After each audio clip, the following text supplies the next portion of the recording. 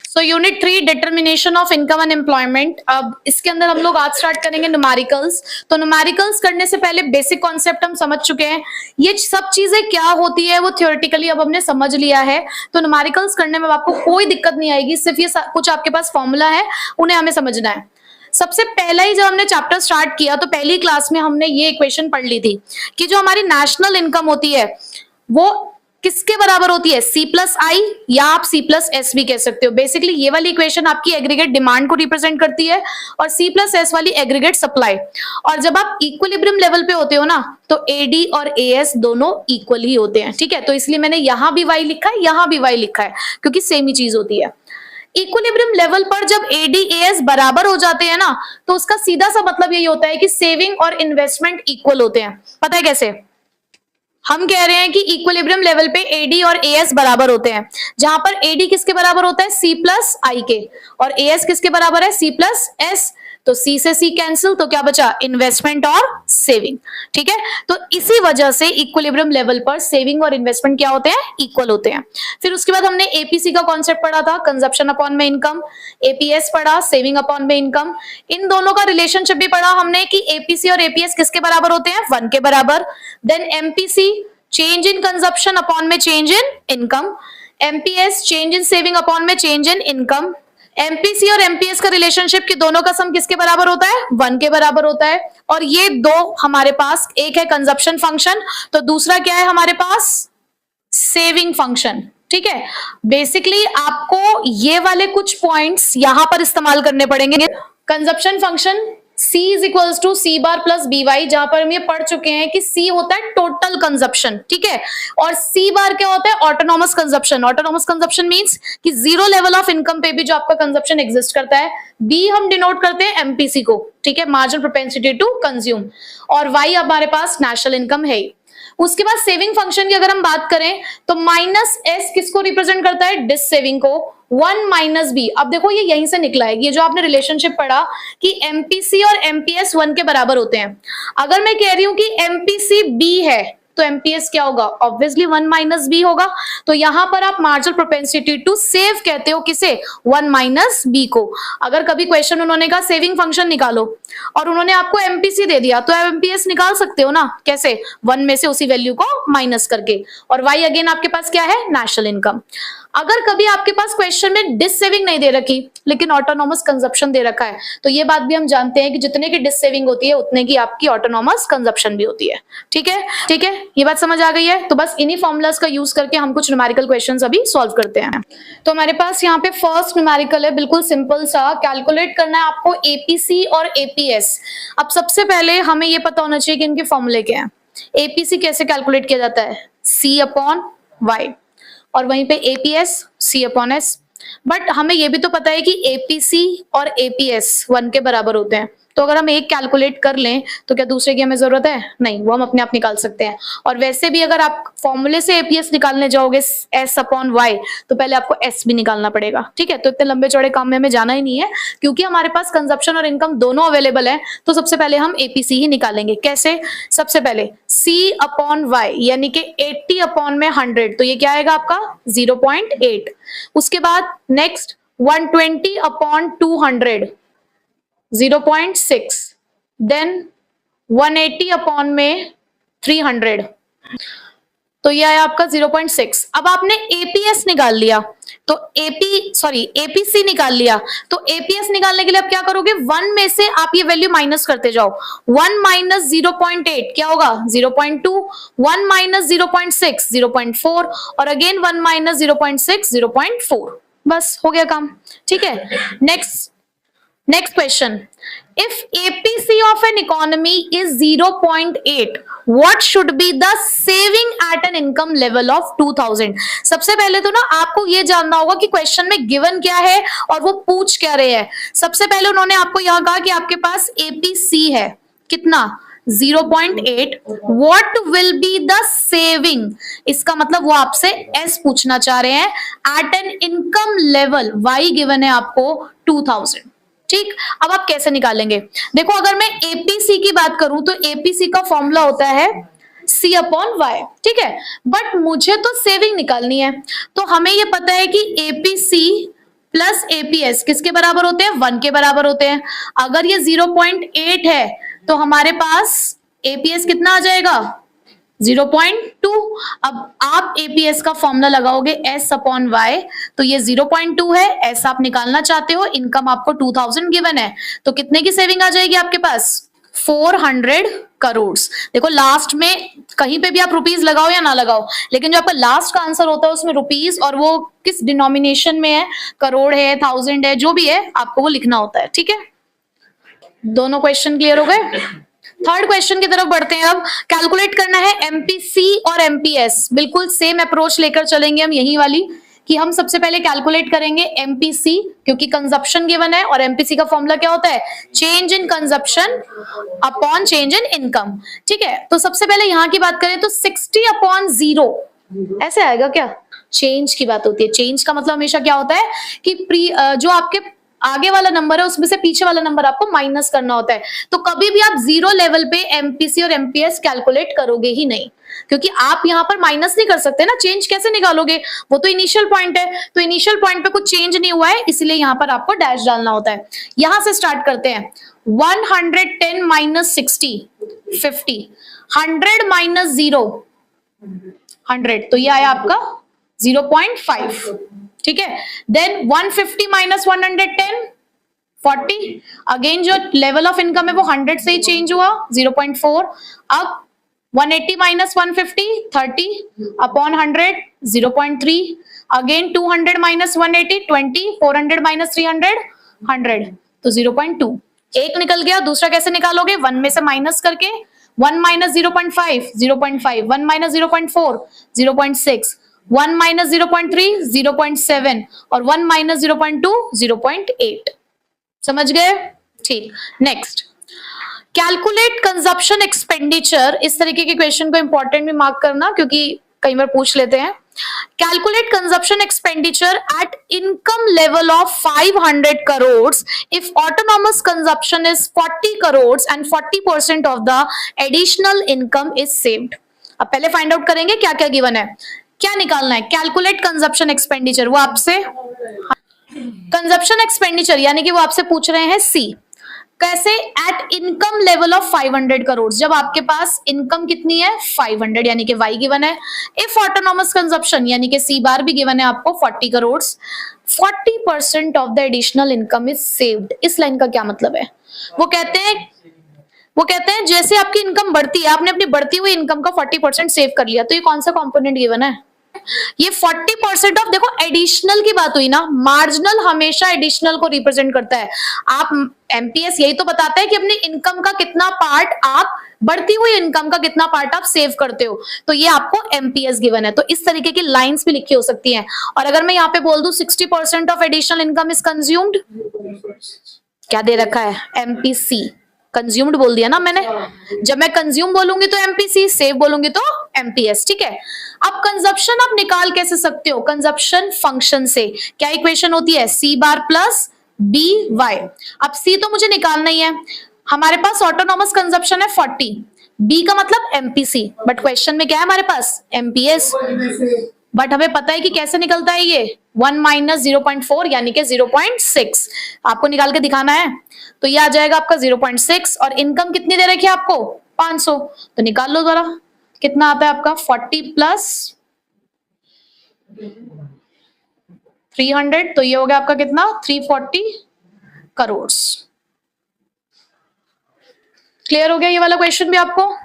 पर अभी कहानी खत्म नहीं हुआ है, क्वेश्चंस तो भी काफी हैं हमारे पास। फिफ्थ क्वेश्चन करते हैं। अब क्वेश्चन है with the help of saving function, आपको यहाँ पर सेविंग फंक्शन गिवन है क्वेश्चन के अंदर, which is S is equals to -20 plus 0.35। Calculate consumption expenditure at income level of 1000 crore. तो बेसिकली हमें यहाँ पर कंजप्शन एक्सपेंडिचर निकालना है अगर इनकम लेवल 1000 करोड़ का है तो आपको बेसिकली कैलकुलेट करना है यहाँ पर सी, अगर आपके पास इनकम का लेवल 1000 है तो। ठीक है, अब सी कैलकुलेट करने के आपके पास क्या रास्ते हैं भाई? या तो आपके पास एडी हो, क्योंकि एडी में ही आप क्या लिखते हो? सी प्लस आई, या आपके पास एएस हो, एएस के अंदर भी लिखते हो क्या? C plus S. तो यहां से मुझे एक रास्ता नजर आया कि अगर जो एएस होता है उसका फॉर्मूला होता है सी प्लस एस, अगर मेरे पास इसकी वैल्यू आ जाए और इसकी वैल्यू आ जाए तो मेरे लिए ये निकालना आसान है, ठीक। और आप ये जानते हैं कि एएस को हम क्या बोलते हैं, y, और क्वेश्चन में y आपको गिवन है, कितना है 1000 है, ठीक है। उसके बाद c आपको कैलकुलेट करना ही है। अब बात आती है कि s कहां से कैलकुलेट किया जाए, s आपको यहाँ पे गिवन है, क्या है -20 प्लस 0.3 y, अगेन y की वैल्यू क्या है 1000, पुट कर दीजिए। तो 1000 is equals to c plus minus, और 0.3 इंटू 1000 कितना आएगा 300। तो 1000 इज इक्वल्स टू प्लस का 280, तो 1000 माइनस 280 कितना आ गया कंजप्शन एक्सपेंडिचर 720 करोड़। ये देखिए, था कुछ मुश्किल, लिंक बनाना है बस, ठीक। नेक्स्ट क्वेश्चन देखते हैं। अब 6 क्वेश्चन देखते हैं। क्वेश्चन है on the basis of consumption function. आपको क्वेश्चन में कंजप्शन फंक्शन गिवन है, आंसर द फॉलोइंग। एक ही इंफॉर्मेशन गिवन है सिर्फ क्वेश्चन में, और आंसर हमें क्या क्या करना है, पहले पॉइंट में आंसर आपको करना है कि आपको सेविंग निकालनी है at an income level of 500 crore. तो पहले हम फर्स्ट पॉइंट को ही सॉल्व करेंगे कि सेविंग क्या होगी अगर इनकम कितनी है 500 करोड़। तो अभी आप कैसे फाइंड आउट करोगे भाई, फिर से वही बात कि क्वेश्चन में तो मुझे सिर्फ कंजप्शन फंक्शन दे रखा है 120 प्लस 0.4 y, ठीक है। पूछा उन्होंने मुझसे सेविंग है, क्या जैसा हमने क्वेश्चन अभी 5th किया क्या वैसा ही नहीं है क्वेश्चन, बिल्कुल वैसा ही है। आप यहाँ पे क्या करेंगे भाई, y is equals to c plus s। अब यहाँ पे y गिवन है आपको 500, c गिवन है आपके पास 120 प्लस 0.4, और अगेन y की वैल्यू क्या लिखेंगे 500, और s की वैल्यू आपको फाइंड आउट करनी है। तो 500 is equals to 120 plus 200 plus s, तो 500 is equals to 320 plus s, तो s की वैल्यू कितनी आ गई ₹180 करोड़। बॉक्स में डाल दिया आंसर। सेकेंड पॉइंट पे उन्होंने हमें कहा at what level of income savings become zero. वो कौन सा लेवल है जहां पर आपका सेविंग जीरो होता है, वो एक ही लेवल है जिसको आप ब्रेक इवन पॉइंट कहते हो। और ब्रेक इवन पॉइंट पे होता क्या है, कंजप्शन और इनकम किसके बराबर कंजप्शन और इनकम बराबर होते हैं, और उसी पॉइंट पे जो सेविंग होता है वो क्या हो जाता है जीरो। तो बेसिकली आपको करना क्या है, आपके पास कंजप्शन फंक्शन है 120 प्लस 0.4 y, आपको उन्होंने इनकम लेवल पूछा है, नया y पूछा है आपसे, तो मैं यहाँ पर c की जगह पे क्या लिखूंगी y, क्योंकि c और y तो बराबर हो गए हैं, is equals to 120 plus 0.4 y। अब उसके बाद इसको इधर ले आओ, y minus 0.4 y is equals to 120, कितना बचेगा 0.6 y इज इक्वल्स टू 120। तो y की वैल्यू क्या आएगी भाई 120 डिवाइडेड बाय 0.6, तो बताइए y की वैल्यू क्या आ रही है। तो आपकी इनकम कितनी आ रही है 200 करोड़, यानी कि जब इनकम का लेवल 200 होता है उस पॉइंट पे जो सेविंग होगी वो कितनी होगी जीरो। समझ आ गया क्वेश्चन। आपको ये पॉइंट पता होना चाहिए था इसमें कि ब्रेक इवन पॉइंट पे ही c और y बराबर होते हैं, तो आपने क्या किया, अपने कंजप्शन फंक्शन के अंदर ही c की जगह पे भी क्या लिख दिया y, ताकि आपको एक इक्वेशन मिल सके। समझ आ गया है। 7th क्वेश्चन है हमारे पास, at break even point the level of income for the economy is 10,000 crore. उन्होंने ना स्टार्टिंग की लाइन में एक बहुत अच्छी बात बताई, ब्रेक इवन पॉइंट, और हम ये जानते हैं कि ब्रेक इवन पॉइंट का मतलब क्या है c is equals to y, और अगर उन्होंने y दे दिया तो इसका मतलब इनडायरेक्टली उन्होंने हमें c भी दे दिया है, कंजप्शन भी हमारे पास और इनकम भी है। And if the people tends to save 20% of their additional income, people tends to save 20% of additional income। Additional हमेशा किस चीज को रिप्रेजेंट करता है, वेरी गुड, एडिशनल हमेशा मार्जिनल को रिप्रेजेंट करता है। और अगर बात सेव की आ रही है तो इसका मतलब ये गिवन है हमें MPS विच इज 0.2, भाई 20% 0.2 ही होगा। Then calculate the value of autonomous consumption, उन्होंने आपसे पूछा है C बार। अब C बार को निकालने का एक ही रास्ता है हमारे पास, हमारा consumption function C is equals to C bar plus B Y, ठीक। अब जहां पर C की वैल्यू कितनी है आपके पास 10,000, ये ऑटोनॉमस कंजप्शन आपको फाइंड आउट ही करना है। अगर MPS 0.2 है तो MPC क्या होगा 0.8, क्योंकि दोनों का सम किसके बराबर होता है 1 के बराबर होता है, तो ये आ गया आपका 0.8, और Y की वैल्यू अगेन आपके पास है 10,000, तो ये हो गया आपका 10,000 is equals to C bar plus कितना 8,000, तो इसकी वैल्यू कितनी आ गई भाई आपकी 2,000 करोड़। लो जी, बिल्कुल सिंपल क्वेश्चंस है, सिर्फ ना आपको चीजों का मतलब पता होना चाहिए। अब अगर किसी बच्चे को यही नहीं पता कि ब्रेक इवन पॉइंट का मतलब क्या है, उस पर होता क्या है, तो क्या आप इसको सॉल्व कर पाते? वहीं रुक जाते आप। तो इसलिए कॉन्सेप्ट क्लियर है, थ्योरेटिकली आपने सब कुछ सीख लिया तो प्रैक्टिकली आपको दिक्कत नहीं आएगी। नेक्स्ट क्वेश्चन की तरफ बढ़ते हैं। नेक्स्ट क्वेश्चन में हमें सेविंग फंक्शन दे रखा है s is equals to -120 plus 0.4y, determine the consumption function. चलो जी, तो सबसे पहले कंजप्शन फंक्शन की इक्वेशन लिखते हैं। ये हमारी कंजप्शन फंक्शन की इक्वेशन है, जहां पर हम ये जानते हैं कि जो सेविंग फंक्शन है भाई, सेविंग फंक्शन ये है, और इसकी जनरल इक्वेशन क्या होती है? Minus S plus 1 minus B Y, जहां पर माइनस एस किसके बराबर होता है? Minus autonomous consumption. इसका मतलब ऑटोनॉमस कंजप्शन की वैल्यू कितनी हो गई? 120। 1 माइनस बी किसको रिप्रेजेंट करता है भाई? एमपीएस को। MPS। तो एमपीएस की वैल्यू कितनी है? 0.4। तो एमपीसी की वैल्यू कितनी होगी? 0.6, क्योंकि दोनों का सम किसके बराबर होता है? 1 के बराबर होता है। तो ये हो गया 0.6 और y एज इट इज, क्योंकि फंक्शन बनाना है सिर्फ, और फंक्शन में आपको इतना ही छोड़ना है, इक्वेशन बना के छोड़नी है।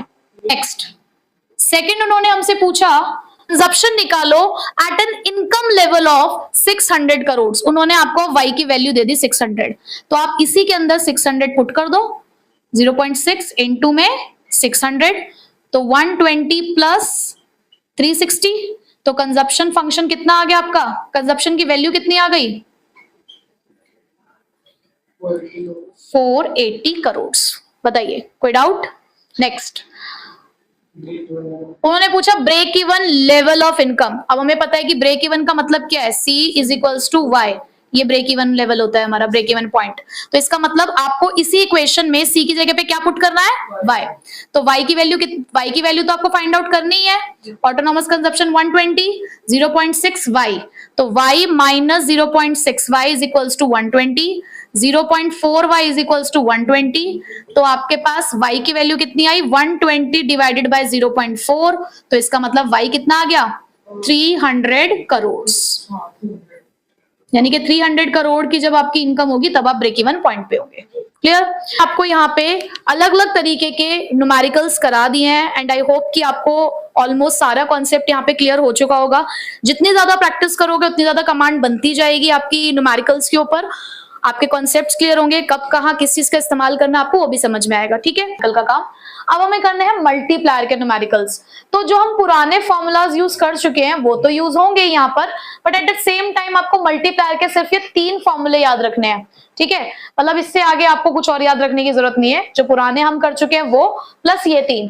तो मल्टीप्लायर के लिए हमने क्या क्या पढ़ा था फॉर्मूले के अंदर कि किस तरीके से मल्टीप्लायर निकाला जा सकता है? Change in income upon change in investment, या फिर 1/1 माइनस एमपीसी, और इसी से हमारे पास एक थर्ड फॉर्मूला भी आया था 1/एमपीएस। ठीक है, तो हमें पहचानना होगा पहली बात क्वेश्चन के अंदर कि हमें कौन सी इंफॉर्मेशन गिवन है।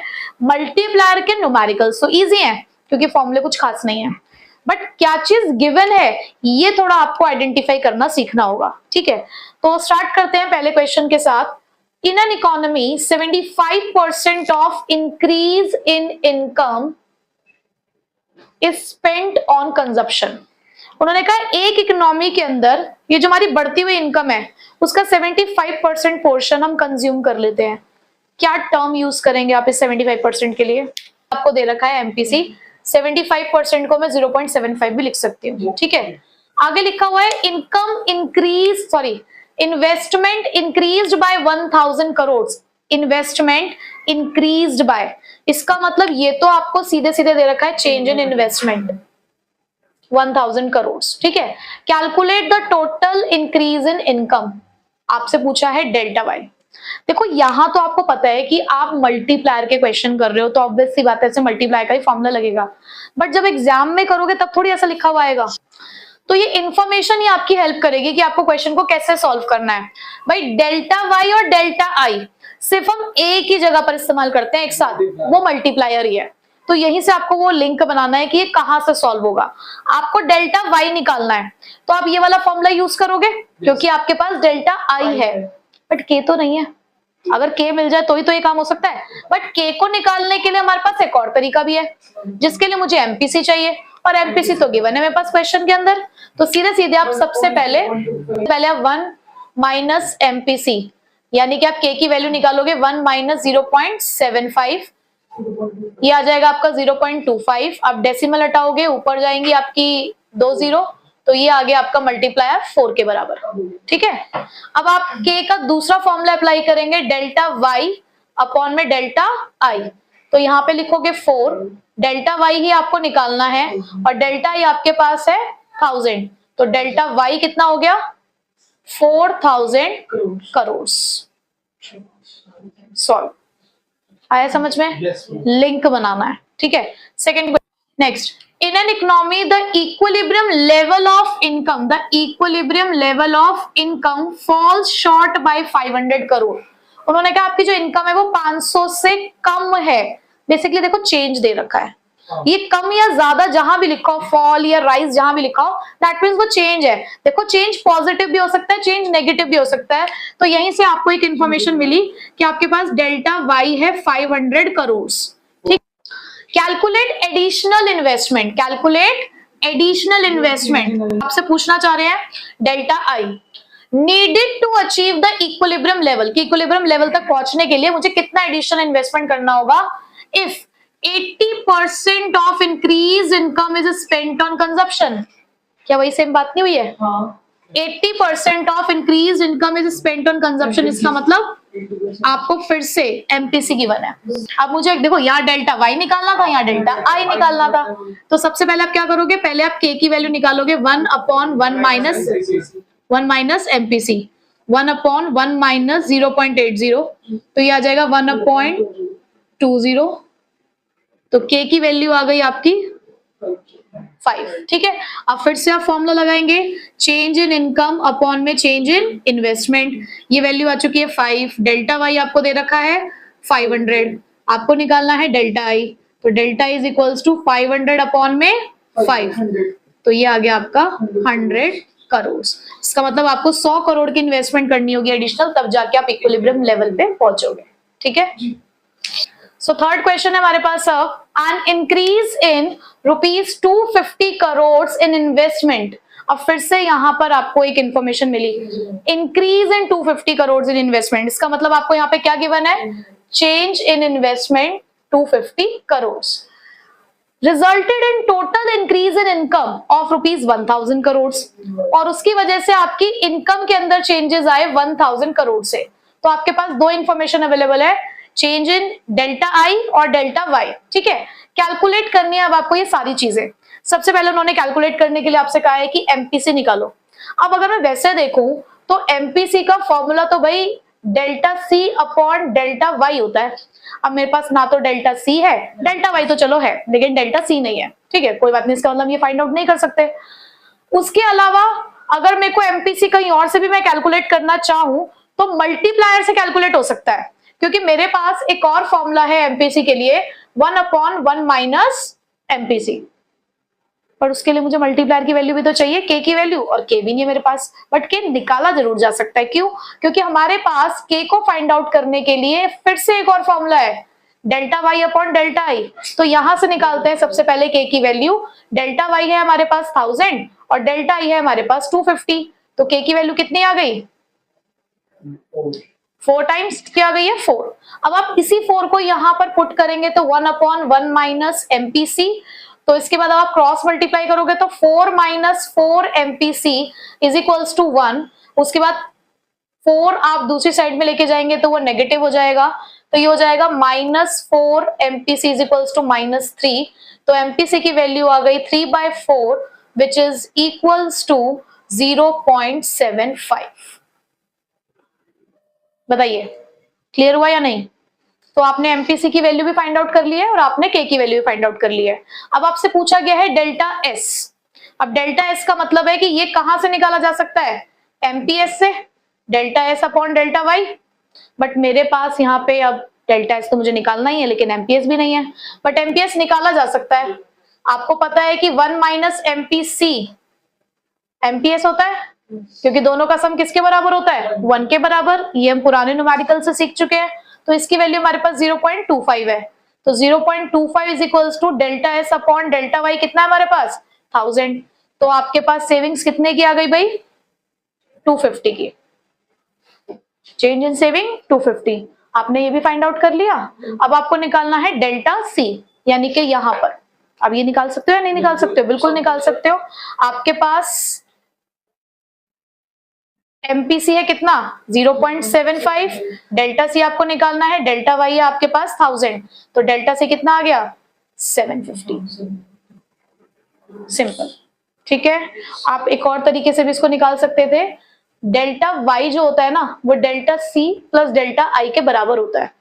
अब आपके पास ये भी था और ये भी था, तो आप इसे निकाल सकते थे, ठीक है। जैसे कि ये 1000 है, ये 250 है, तो ये 750 अपने आप आ जाता, ठीक है।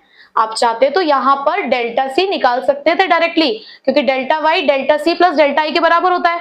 आपके पास क्वेश्चन में डेल्टा वाई भी था, डेल्टा आई भी था, तो डायरेक्टली यहां से भी आपको 750 मिल रहा था, ठीक है। In an economy, an increase in investment leads to an increase in national income, which is 3 times more than increase in investment. Value तो एक भी नहीं दे रखी क्वेश्चन के अंदर। अगर मैं डिजिट्स में देखूं तो एक भी वैल्यू नहीं है क्वेश्चन के अंदर, बट क्वेश्चन में एक इंफॉर्मेशन है, बहुत ध्यान से क्वेश्चन पढ़ना है। An increase in investment leads to increase in national income, कि अगर आपकी इन्वेस्टमेंट बढ़ती है तो उससे आपकी नेशनल इनकम बढ़ती है।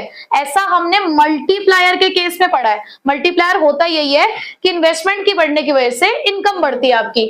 तो उन्होंने कहा वो कितने से बढ़ रही है, which is 3 times more than increase in investment. मतलब कि अगर आपने अपनी इन्वेस्टमेंट को डेल्टा आई से बढ़ाया, तो इस डेल्टा आई की वजह से आपके डेल्टा वाई में कितने चेंजेस आए हैं, कि जितने से आपने इन्वेस्टमेंट करी है उतने से तो चेंज आया ही है, प्लस इसके 3 टाइम्स और। तो बेसिकली आपकी इनकम आपकी इन्वेस्टमेंट से कितना गुना बढ़ गई होगी, 4 टाइम्स, ठीक है। अब उन्होंने आपसे पूछ क्या लिया, उन्होंने पूछा calculate marginal propensity to consume. वो आपसे एमपीसी पूछना चाहते हैं। अब निकलेगा तो मल्टीप्लायर से, है ना, बट मुझे मल्टीप्लायर की वैल्यू चाहिए। अब मल्टीप्लायर की वैल्यू क्या है, delta Y upon delta I. अब यहाँ पे y की वैल्यू क्या है, ये निकाली तो आपने 4 डेल्टा आई, और आपने डेल्टा आई को डेल्टा आई लिखना है, तो इससे ये कैंसिल हो गया। तो मल्टीप्लायर की वैल्यू क्या निकल कर आई है, 4, ठीक है। उसके बाद अब आपको ही पता है कि k का और एमपीसी का एक रिलेशनशिप, एक फॉर्मूला है हमारे पास, ये 4 1 माइनस एमपीसी। तो अभी हमने ऐसी इक्वेशन एक यहाँ पे सॉल्व करी है, ये रही, है ना। यहाँ पे हमने अभी ऐसी इक्वेशन सॉल्व करी है जहां पर आपका एमपीसी क्या निकल कर आ गया था, 0.75, ठीक है। तो आप खुद भी एक बार सॉल्व कर लीजिएगा, आंसर हमारा आ चुका है, ठीक है। तो इस तरीके के क्वेश्चन भी आ सकते हैं इन एन इकोनॉमी। अच्छा, ये जो लास्ट क्वेश्चन है ये प्रीवियस कॉन्सेप्ट्स को भी आपके रिवाइज करेगा, जो एडीएएस के हमने क्वेश्चन करे थे उसके ऊपर भी बेस्ड है। So in an economy the investment expenditure is 70 crore and the consumption function is C is equals to 60 plus 0.8y।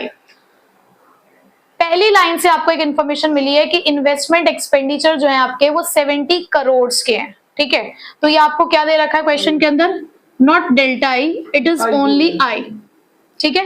ये आपके पास है 70 करोड़। कंजप्शन फंक्शन भी आपके पास C is equals to 60 plus 0.8y। आपसे सबसे पहला क्वेश्चन पूछा गया, determine the equilibrium level of income. आपको equilibrium level of income decide करना है। हम सभी को ये पता है कि y इज इक्वल्स टू होता है c प्लस आई या c प्लस एस, जो भी हमारे पास क्वेश्चन में गिवन हो, क्योंकि इक्विलिब्रियम लेवल पर i और s बराबर होते हैं। तो यहाँ पर मेरे पास सेविंग तो नहीं है, लेकिन इन्वेस्टमेंट और कंजप्शन दोनों प्रेजेंट हैं। तो मैं यहाँ से ही पहले क्वेश्चन का आंसर निकालने की कोशिश करती हूँ। मेरे पास c की एक पूरी इक्वेशन है 60 प्लस 0.8y और i की वैल्यू गिवन है 70। तो यहीं से हम लोग इसको सॉल्व करते हैं, y वाली टर्म्स एक साइड, और 60 प्लस 70 हो गया आपका 130, और ये बचा 0.2y। तो y की वैल्यू आ गई 130 upon 0.2 which is equals to 650 crore, ठीक है। फर्स्ट क्वेश्चन का आंसर डन। उसके बाद सेकंड आपसे क्या पूछा गया है, फाइंड द इक्विलिब्रियम इनकम। फिर से आपसे इक्विलिब्रियम इनकम पूछी है, when planned investment expenditure is increased by 10 crore.